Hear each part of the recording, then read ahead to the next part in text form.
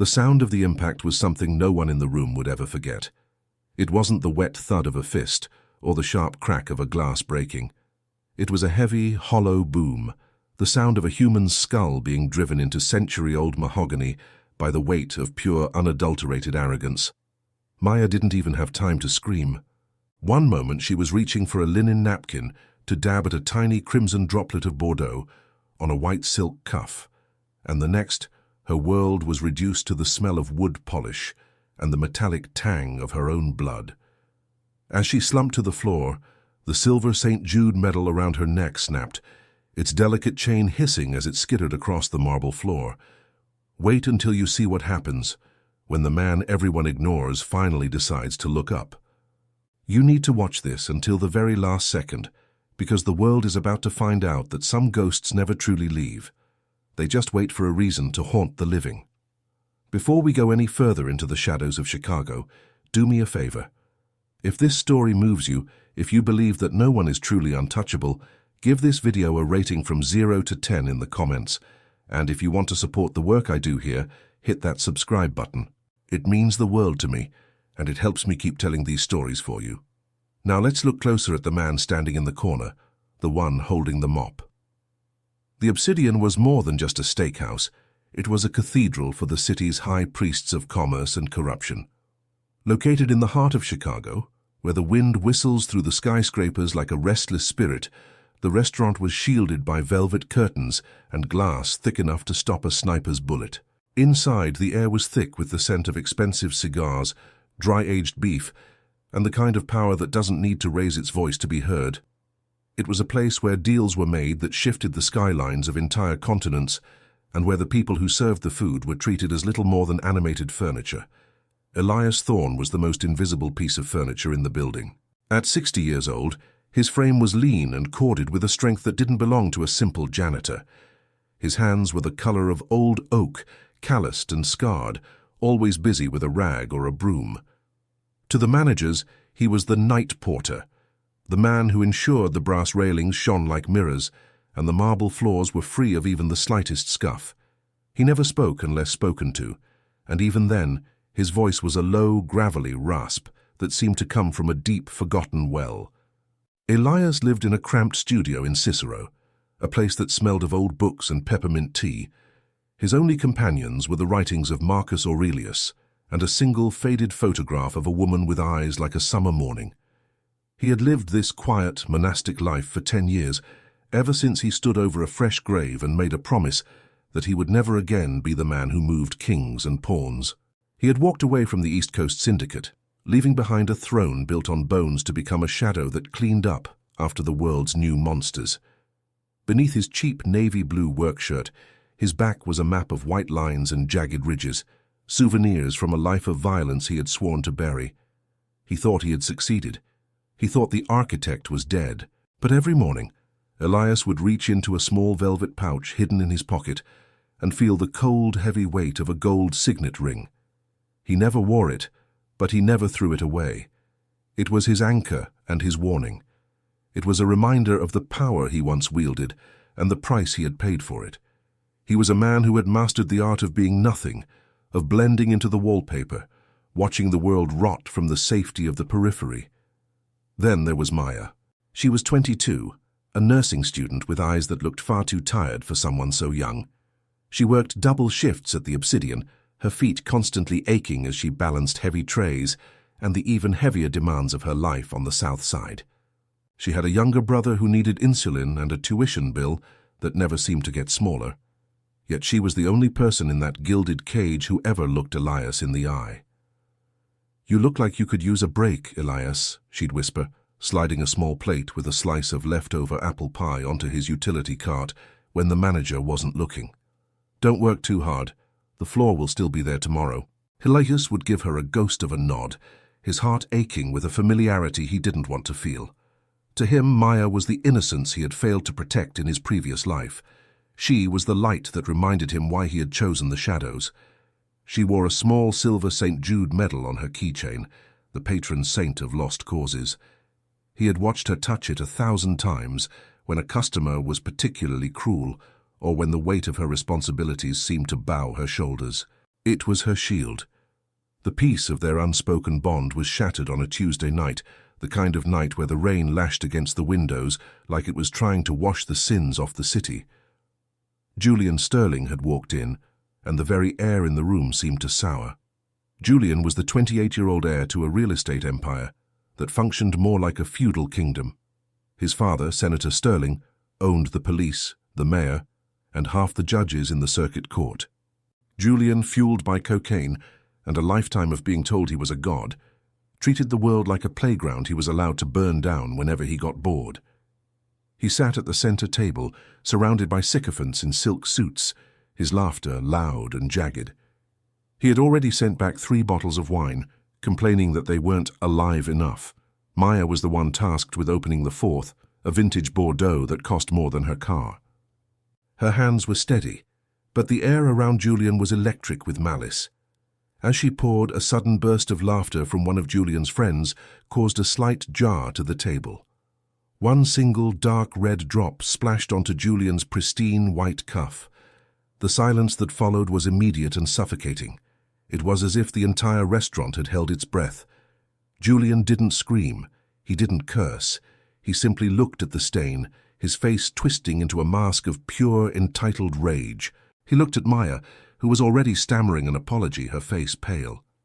"Do you have any idea what this costs?" Julian asked, his voice a terrifyingly calm whisper. "I'm so sorry, sir. I'll get a club soda. It will come right out." Julian didn't let her finish. In a blur of motion, he reached out and grabbed Maya by her hair, jerking her forward with a strength born of frantic adrenaline. Before anyone could react, he slammed her head down onto the edge of the mahogany table. The sound echoed like a gunshot. Maya's body went limp, her knees buckling as she slid to the floor. Julian stood over her, his chest heaving, his eyes wide and vacant. He reached into his pocket, pulled out a thick wad of $100 bills, and threw them at her bleeding face. "Buy yourself some new brains, you stupid girl," he spat, his voice trembling with a sick kind of excitement. The manager of the Obsidian stood 10 feet away, his face a mask of practiced neutrality. He saw the blood. He saw the girl shaking on the floor, but he also saw the Sterling name on the reservation list. He looked at the security guards, and they, in turn, looked at the ceiling. In a city built on favors and fear, Julian Sterling was untouchable. In the corner, near the service entrance, Elias Thorne stood perfectly still. He was holding a mop bucket, the plastic handle creaking under the sudden, immense pressure of his grip. He felt it then, the old coldness. It started in the marrow of his bones and spread outward, a frost that turned his blood to liquid nitrogen. It was the architect's chill, the state of mind he had used to dismantle entire organizations without ever breaking a sweat. He tried to look away. He remembered the vow he had made at the graveside. He told himself it wasn't his fight. He was just a janitor. He was nobody. But then he saw it. The Silver Saint. Jude metal had snapped off Maya's keychain and was rolling slowly across the marble, its surface stained with a smear of her blood. It stopped right at the toe of his scuffed work boots, the symbol of lost causes. Something inside Elias Thorne didn't just break, it reassembled. The shadow he had lived in for a decade wasn't a hiding place anymore, it was an armory. He dropped the mop. The sound of the wooden handle hitting the floor was quiet, but to Elias, it sounded like a declaration of war. He walked forward. He didn't run, he didn't shout. He moved with a predatory grace that seemed to pull the light out of the room. The sycophants around Julian didn't even notice him until he was standing right there, in the middle of their golden circle. Elias knelt down, his movements slow and deliberate. He picked up the St. Jude medal, wiping the blood from it with the hem of his navy shirt. Julian looked down at him, a sneer forming on his lips. "Hey, old man, clean that up, and get this trash out of my sight," he said, gesturing toward Maya. Elias didn't look at the money on the floor. He didn't look at the manager. He stood up and handed the medal to Maya, who was clutching her head, her eyes glazed with shock. He helped her sit up, his touch incredibly gentle, before turning his gaze to Julian Sterling. For the first time in 10 years, Elias Thorne looked a man in the eye with the full weight of who he truly was. The air in the restaurant seemed to drop 20 degrees. Julian's sneer faltered. He saw something in Elias's eyes that he had never seen before, not in his father, not in the police, not in anyone. He saw a bottomless, calculated darkness. He saw the face of a man who had forgotten what it was like to be afraid. Julian's laughter died in his throat. He tried to speak, to assert his dominance, but the words wouldn't come. He felt a primal, instinctive urge to run, though he didn't know why. Elias leaned in, his voice a low, terrifying vibration that only Julian could hear. "You should have stayed in the light, boy," Elias whispered, the words cutting through Julian's ego like a razor. "Now you've stepped into the dark, and in the dark, I am the only thing that's real." Elias turned and walked away, leaving the money on the floor and the room in a state of stunned paralysis. He didn't go back to his mop. He walked straight to the locker room, opened his small velvet pouch and slid the gold signet ring onto his finger. It fit perfectly. The architect had returned, and Chicago was about to find out that some debts are paid in more than just blood. The fluorescent lights of the emergency room hummed with a low, agonizing frequency that seemed to vibrate inside Maya's skull. Every breath she took felt like inhaling broken glass, and the sterile smell of antiseptic only made the nausea worse. She sat on a thin, paper-covered bed, clutching her silver St. Jude medal so hard the edges dug into her palm. She was waiting for a doctor who was too busy, a police officer who would never show up, and a miracle that felt miles away. But what happened next was a cold reminder that in Chicago, justice wasn't just blind, it was for sale. Before we dive into the next chapter of Elias Thorne's return to the shadows, I want to ask you something. Have you ever felt completely invisible while the world walked all over you? If you've ever had to stand up for yourself when no one else would, drop a 10 in the comments to show your strength. And if you're enjoying the journey of the undercover Godfather, make sure you're subscribed. Your support is the fuel that keeps these stories alive. Now, let's see what happens when the rich think they've won, only to realize they've just started a war they can't possibly finish.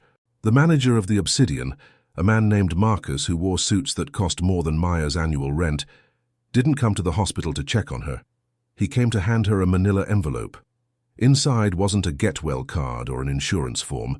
It was a termination notice and a non-disclosure agreement. Marcus stood by her bed, his eyes darting toward the door as if he were afraid the very air of the South Side would stain his reputation. "You're a liability now, Maya," he said, his voice devoid of any warmth. "The incident tonight, it was unfortunate, but your clumsy behavior provoked a valued guest. We're letting you go. There's 2 weeks' pay in there, plus a little extra. Sign the paper, and we forget this ever happened." Maya looked at the paper, her vision blurring. "He slammed my head on the table, Marcus. I have a concussion. My brother needs his medicine. I can't just forget." "You can, and you will," Marcus hissed, leaning in. "Do you have any idea who Julian Sterling is? His father could have this entire hospital torn down by noon tomorrow just to build a parking lot. Don't be a hero, Maya. Heroes in this city end up in the lake." He left the envelope on her lap and walked out, leaving her in a silence that felt heavier than the blow Julian had dealt her. She felt small. She felt discarded. But as she looked down at the St. Jude medal, she remembered the old man with the oak-carved hands. She remembered the way he had looked at Julian, the way the room had seemed to shrink around him. Meanwhile, in a dimly lit social club in Little Italy that hadn't changed its wallpaper since 1974, the atmosphere shifted.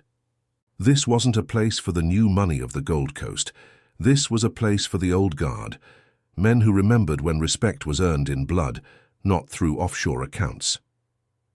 When Elias Thorne walked through the door, the clinking of glasses stopped. The man behind the bar, a scarred veteran of a dozen street wars named Vincenzo, dropped his towel. Elias didn't look like a janitor anymore. He wore a heavy wool coat over his work clothes, but it was the gold signet ring on his finger that drew every eye in the room. It was the crest of the East Coast Syndicate, a symbol that hadn't been seen in the daylight for a decade. It was the mark of the architect. "I thought you were dead, Elias," Vincenzo whispered, his voice trembling with a mix of fear and deep-seated reverence. "I was," Elias replied, his voice like grinding stones. But the world has grown too loud. I need a quiet place to work. Elias didn't ask for a drink. He asked for a phone. He didn't use a smartphone. He used a rotary line in the back office, dialing numbers from a memory that never forgot a debt or a favor. As he spoke, he felt the old machinery of his mind clicking back into place. To the world, he was a ghost. To the Sterlings, he was a nobody. But to the men on the other end of the line, he was the man who knew where every body was buried, because he was the one who had designed the graves. But as the night wore on, the weight of his decision began to press against Elias's chest. He sat in his small apartment in Cicero, staring at the photograph of his late wife, Elena. He had promised her peace. He had promised her that the blood on his hands would finally dry. By putting on that ring, he was breaking a decade of silence. He was inviting the devil back into his house. "Is this for her, Elena?" he whispered to the empty room.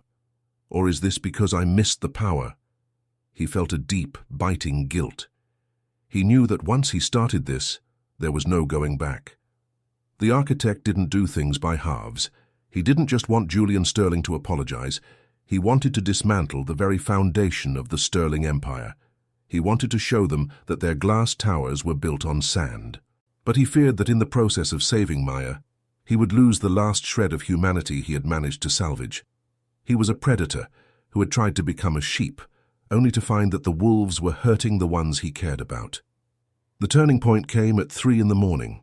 Elias was reviewing a set of ledgers he had kept hidden in a floorboard, records of the city's underground power structures that he had updated through observation during his years as a janitor. He realized something chilling. The Sterlings weren't just corrupt real estate moguls. They were the primary financiers for a shadow fleet of shipping containers moving through the port of Chicago. Julian wasn't just a spoiled brat. He was the primary overseer of a logistics network that moved more than just luxury cars. They were moving people, vulnerable, undocumented workers being funneled into sweatshops and worse, all under the protection of Senator Sterling's legislative development zones. The realization hit Elias like a physical blow. This wasn't just about a waitress being assaulted. This was about a system that viewed human beings as disposable commodities. Maya was just one of thousands who had been crushed by the Sterling machinery, but she was the one who had shared her pie with him. She was the one who had asked about his day. Suddenly, a brick crashed through Elias's window, showering the floor in glass. Tied to the brick was a note, written on expensive stationery. "Stay in the basement, janitor. The next one won't be a brick." Elias didn't flinch. He didn't even stand up. He simply looked at the glass shards reflecting the streetlights of Cicero and felt a strange, cold sense of relief. They had made it easy for him. They had brought the fight to his door. He picked up the phone again. "Vincenzo," he said when the line picked up, "I need the blueprints for the Sterling Development Gala on Saturday, and tell the tailor I'm coming in for a fitting.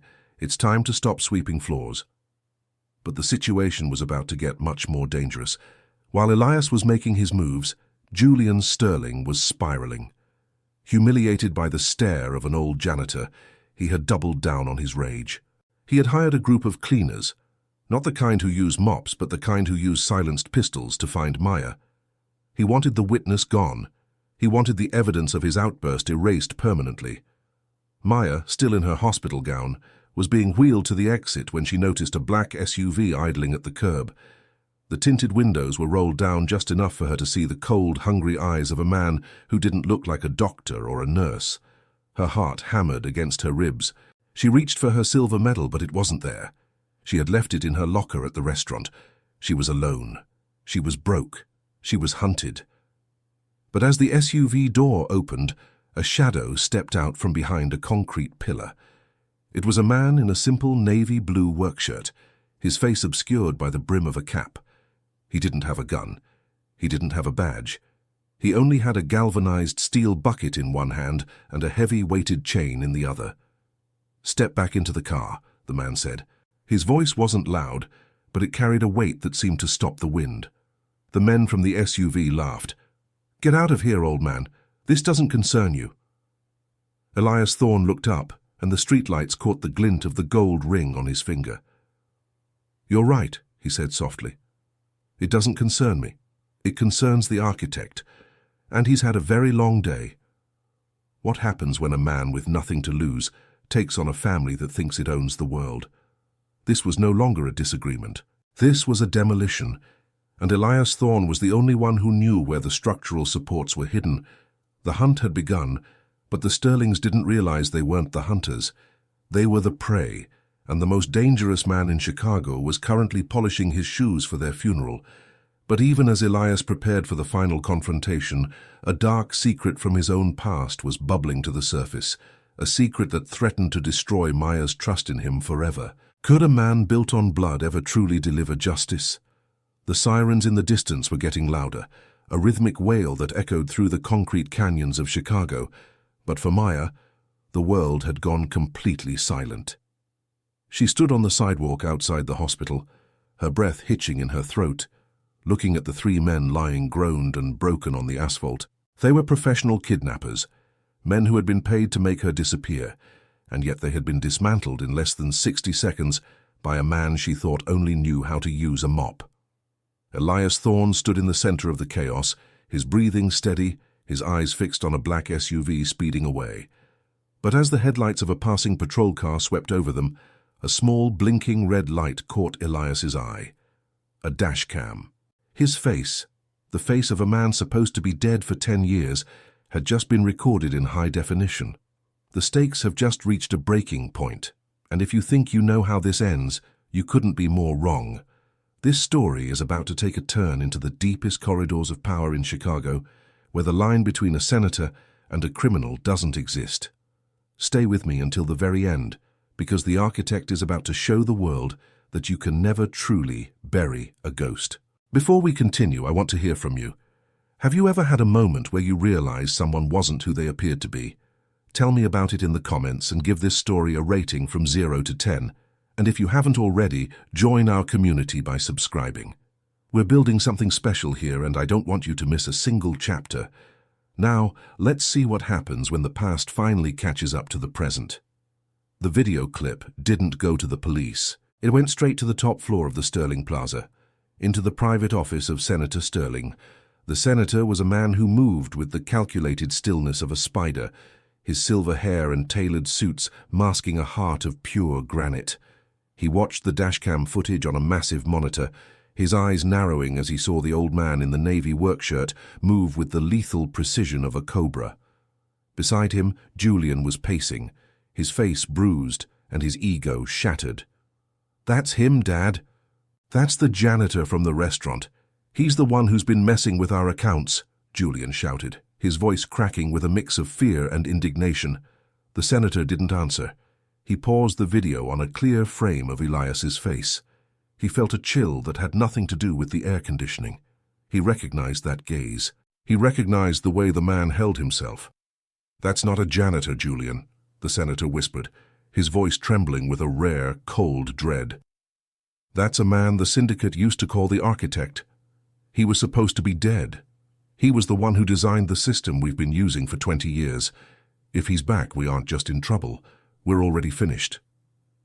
The obstacle was no longer just a spoiled brat with a grudge. Now the entire weight of the Sterling Empire, the corrupt police, the private security firms, and the hitmen on the payroll, was being mobilized to hunt down one 60-year-old man. The senator issued a black site order. He didn't want Elias arrested. He wanted him erased along with anyone he had touched. Elias knew the clock was ticking. He had taken Maya to a safe house, a hidden apartment above Vincenzo's social club, reinforced with steel plates and equipped with enough surveillance to monitor 3 city blocks. As Maya sat on a velvet sofa, still wearing her hospital-issued coat, she looked at Elias. Truly looked at him. The man who had been her quiet friend, the one she gave apple pie to, was currently cleaning a customized handgun with the same methodical care he used to clean the floors of the Obsidian. "Who are you, Elias?" she asked, her voice small. I thought you were like me, just someone trying to get through the day." Elias paused, the metal of the gun clicking in the silence.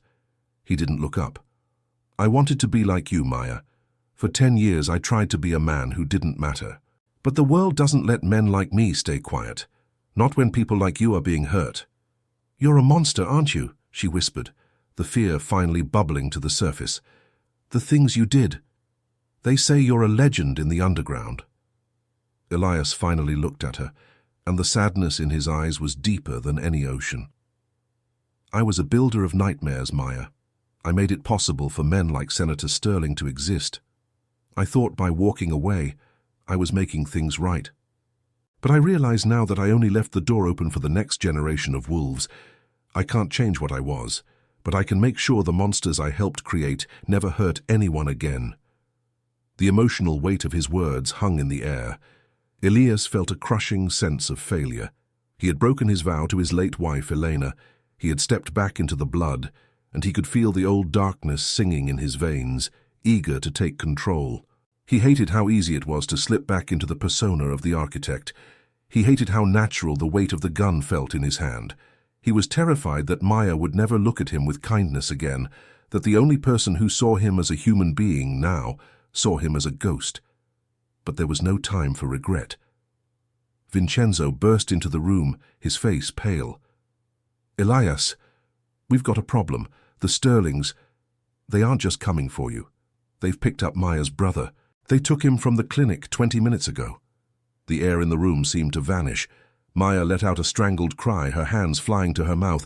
This was the turning point. The Sterlings had made a fatal mistake. They thought that by taking the boy, they were gaining leverage. They didn't realize they had just removed the only thing keeping the architect's mercy in check. Elias stood up, his movements fluid and terrifyingly calm. He reached into his pocket and pulled out the St. Jude medal he had recovered for Maya. He placed it on the table in front of her. "Stay here with Vincenzo. Don't leave this room." "What are you going to do?" Maya sobbed. "I'm going to do what I was born to do," Elias said, his voice dropping into a register that made the window panes vibrate. "I'm going to tear their world down brick by brick." But it was what Elias found next that changed everything. While accessing the Sterling's encrypted server through a back door he had built into the city's infrastructure years ago, he discovered the Shadow Fleet wasn't just about trafficking. It was a massive, city-wide graft scheme involving the new development project the senator was set to announce at the Saturday night gala. The project wasn't a housing complex. It was a front for a massive money-laundering hub that would tie the city's economy to the syndicate forever. And the list of investors included every major power player in Chicago. If Elias just killed the senator, the system would survive. The head would grow back. He realized that to save Maya, her brother, and the city, he couldn't just be a hitman. He had to be the architect one last time. He had to design a trap so perfect, so absolute, that the Sterlings would have no choice but to walk into it. "Vincenzo," Elias said, staring at the blueprints on the screen, "call the tailor. Tell him I don't just need a tuxedo, I need a wire. And tell the honest DA, the one they've been trying to bury, to have his phone ready at 10 p.m. on Saturday. The Sterlings think they're hosting a party. They don't realize they're attending an execution." But the danger was far from over. As Elias prepared his plan, a shadow was moving through the streets of Cicero. A man who knew Elias better than anyone, his former protege, a man who had taken the architect's place in the syndicate. The senator hadn't just called the police. He had called the one man who knew how the architect thought. The game was no longer about power. It was about the student trying to kill the master. Elias stood on the balcony of the safe house, looking out over the rain-slicked skyline of Chicago. The wind howled, but he didn't feel the cold. He only felt the heavy gold ring on his finger and the weight of 1,000 sins. He was going to the gala, not as a janitor, and not as a ghost. He was going as the man who owned the shadows. But the question remained, would he be able to get Maya's brother out alive? Or would the cost of justice be the very thing he was trying to protect? The architect was ready to build his final masterpiece, but in a world made of glass, everyone was at risk of getting cut. "Sign the paper, Senator, or the world will watch you burn from the inside out," Elias Thorne said, his voice as cold as a Chicago winter and as steady as a surgeon's hand. He wasn't holding a gun. He was holding a leather-bound folder, and in that moment it was more lethal than any bullet. Senator Sterling looked at the man standing in his private study, a man wearing a tuxedo that cost more than a year of a janitor's salary, a man whose presence seemed to suck the oxygen right out of the room. The senator's hands, which had signed laws and brokered billion-dollar deals, were shaking. He finally realized that he wasn't looking at a disgruntled employee. He was looking at the end of his legacy. This is the moment we've all been waiting for, the final stand where the shadows push back against the light. You absolutely cannot miss these last few minutes, because what Elias Thorne does next will redefine everything you thought you knew about justice. Before we reach the final silence, please take a moment to rate this journey from 0 to 10 in the comments. Your feedback is what keeps this channel alive. And if you've followed Elias from the mop bucket to the ballroom, make sure you're subscribed so you never miss another story of the undercover Godfather. Now, let's watch the architect complete his final masterpiece. The Sterling estate was a fortress of glass and limestone, glowing like a diamond in the dark woods outside the city. Inside, the gala was in full swing. Hundreds of the city's elite, politicians, CEOs, and socialites, sipped champagne under chandeliers that dripped with Swarovski crystals.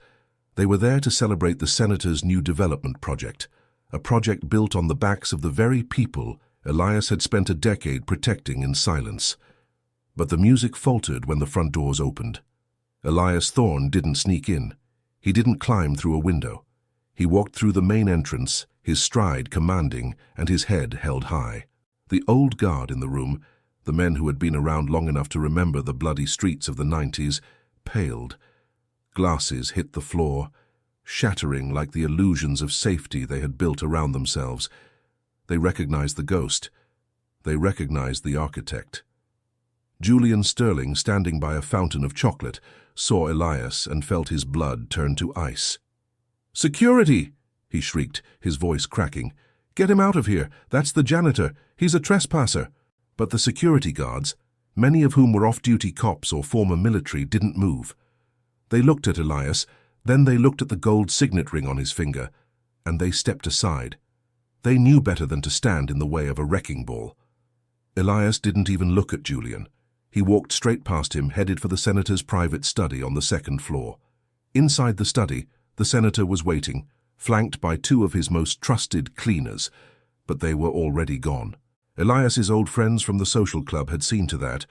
Vincenzo's men had intercepted the Sterling security team in the gardens minutes earlier. The senator was alone, though he didn't know it yet. Elias walked in and closed the heavy oak door. He tossed the folder onto the mahogany desk, the same kind of wood Julian had used to break Maya's spirit. "Your son has a very heavy hand, Senator," Elias said, leaning over the desk, "but I have a very long memory." The senator tried to maintain his poise. "You're Thorne, the architect. You were supposed to be a memory, a myth. What do you want? Money? Power? I can give you a seat at the table."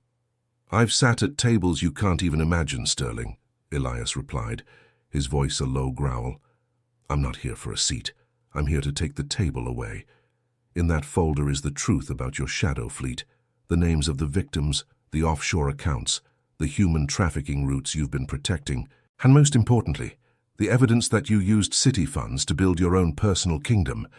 Julian burst into the room then, his face flushed with cocaine and cowardice. He pulled a small, silver-plated pistol from his waistband. "I'll kill you! I'll kill you right here!" Elias didn't even flinch. In a blur of motion that defied his 60 years, he moved. He didn't use a weapon. He used leverage. He caught Julian's wrist, twisted it until the bone groaned, and slammed the young man's face onto the senator's desk. The sound was a perfect poetic echo of the night at the Obsidian. Julian slumped to the floor, the gun clattering away, his nose shattered and his arrogance finally extinguished. "He's your blood, Senator," Elias said, looking at the older man. "And he's the reason you're losing everything. You raised a monster, and you gave him the world to play with. Now the world is playing back." "You can't prove any of this," the senator whispered, though his eyes were fixed on the folder. "The DA is in my pocket. The police are mine." "I know," Elias said with a faint, grim smile. "That's why I didn't send it to them. Look at the screens, Senator." Outside in the ballroom, the music had stopped. The massive projection screens that were supposed to show the promotional video for the new development were instead broadcasting the live feed from the study's hidden security camera. Elias had hacked the system hours ago. Every person at the gala, every journalist and every hidden microphone was hearing the senator's panic and seeing Julian's defeat. But more than that, Elias had sent the contents of the folder to every major news outlet in the country and a federal task force that the senator couldn't reach. The untouchable family was being dismantled in real time. "It's over," Elias said, standing up and smoothing his tuxedo. "By the time you leave this room, you won't have a name, a penny, or a friend left in this city."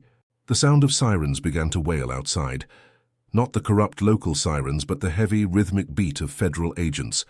The senator collapsed into his chair, the weight of his sins finally proving too heavy to carry. Elias walked out of the study, leaving the broken father and son behind. He moved through the silent crowd in the ballroom, the people parting like the Red Sea. He didn't look back. He had one more thing to do. A week later, Chicago was a different city. The Sterling Empire had been liquidated. The senator was facing life in prison, and Julian was in a high-security ward, his face permanently scarred and his future behind bars. The graft funds were seized and diverted into a trust for the victims of the trafficking ring and the families displaced by the senator's developments. Maya sat in a quiet park, the autumn leaves swirling around her feet. Her brother was safe, his medical bills paid in full by an anonymous scholarship fund that seemed to have appeared out of thin air. She had been accepted into a prestigious medical school, her tuition covered for the next 4 years. She held a small box in her hand. Inside was her St. Jude medal. It had been repaired, the silver chain replaced with a stronger, unbreakable white gold. She didn't know where it had come from. She didn't know who the anonymous donor was, but she had a feeling. She remembered the man with the oak-carved hands and the way he had stood up when everyone else sat down. She looked at the medal and whispered a thank you to the wind. Elias Thorne stood in a quiet cemetery on the outskirts of the city. The rain was soft, a gentle grey mist that blurred the edges of the world. He stood before a headstone that read, Eleanor Thorne, a light in the dark. He stayed there for a long time, the silence finally feeling like peace instead of a hiding place. He reached into his pocket and pulled out the gold signet ring. He looked at the crest of the architect one last time. It had served its purpose. It had been the tool he needed to fix a broken world, but he didn't need the power anymore. He placed the ring on the top of the headstone, a final offering to the woman he had loved and the life he had finally redeemed. "I'm home, Eleanor," he whispered. He turned and walked away, disappearing into the Chicago fog. He wasn't the night porter, and he wasn't the architect. He was just a man who had found his way back to the light by walking through the darkest shadows. The final image of the story wasn't of the grand estate or the gold ring. It was the St. Jude medal hanging from the rearview mirror of Maya's car as she drove toward the hospital to begin her first shift as a student nurse. The patron saint of lost causes was no longer a symbol of desperation. It was a symbol of hope. True power isn't found in how many people you can crush under your heel. It's found in how many people you are willing to carry when they can no longer walk. Justice might be blind, and the world might be cold, but as long as there are people like Elias Thorne watching from the shadows, the innocent will never be truly alone. If this story touched your heart, if you believe that everyone deserves a protector, please subscribe to the channel. I promise to keep bringing you stories of courage, justice, and the hidden heroes among us. And don't forget to leave your rating from 0 to 10 in the comments. I read every single one. Thank you for being part of this journey. Until next time, stay safe, and remember, someone is always watching.